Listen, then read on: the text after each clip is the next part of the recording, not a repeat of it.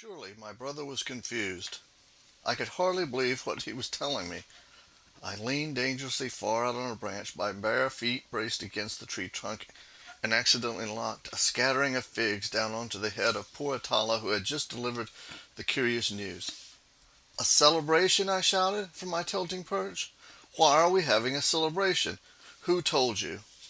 "I heard mother say," he called back, dodging the falling figs, "that something very big is happening in the village.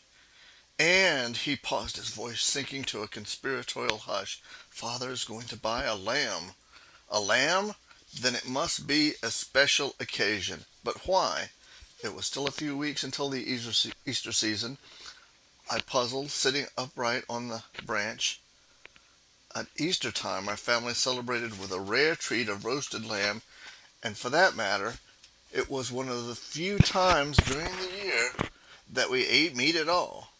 We knew because Father always reminded us that the lamb represented Jesus, the Lamb of God. And of course I realized that Father was not going to buy a lamb.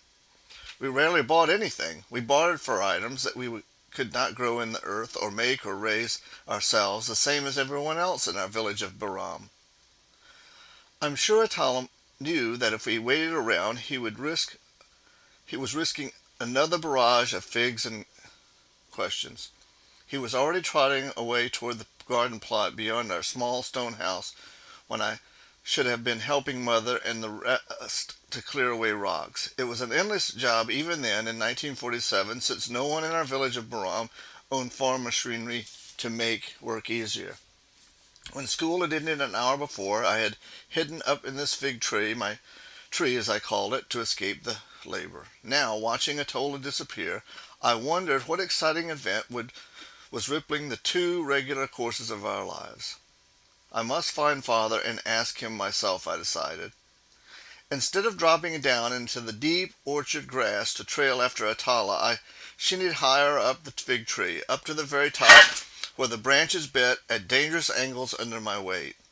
This was my special place. Besides being a good lookout post, it bore not one but 6 different kinds of figs. My father, who was something of a wizard with fruit-bearing trees, had performed a natural magic called grafting and combined the boughs of 5 other fig trees onto the trunk of a 6th. A thick, curling vine trellised up the trunk and spread through the branches too, draping the tree with clusters of mouth-puckering grapes. Many afternoons I monkeyed my way up onto a high branch, sampling the juicy fruit until my stomach cramped. Then I could easily ease down into Mother's cradling arms and she would